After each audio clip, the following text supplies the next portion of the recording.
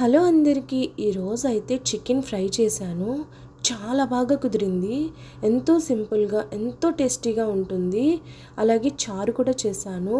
ఆ చారు ఆ చికెన్ ఫ్రై కాంబినేషన్ చాలా బాగుంటుంది కదా. ఆ వేడి వేడి అన్నంలో చారు కలుపుకొని ఆ చికెన్ ముక్కలు నంచుకొని తింటుంటే అదిరిపోయింది. రెసిపీ పెట్టాను, మీరు కూడా ట్రై చేయండి.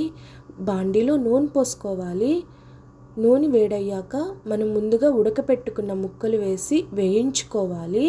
తర్వాత ఈ మసాలా కూడా వేసి వేయించుకోవాలి. మసాలా వచ్చేసి అల్లం, చిన్నులపాయ, ధనియాలు, కొబ్బరి, ఉల్లిపాయ, టమాటా మొత్తం పేస్ట్ చేసుకోవాలి. ఉల్లిపాయలు బాగా పేస్ట్ అవ్వకూడదు, కొంచెం మామూలుగా పేస్ట్ అయితే సరిపోతుంది. ఆ మసాలా బాగా వేగిన తర్వాత మనం వేపుకున్న ముక్కలు కూడా వేసి అందులో కొత్తిమీర, పచ్చిమిర్చి, కారం వేసి బాగా వేయించుకోవడమే. అదిరిపోద్ది టేస్ట్ అయితే. ట్రై చేయండి.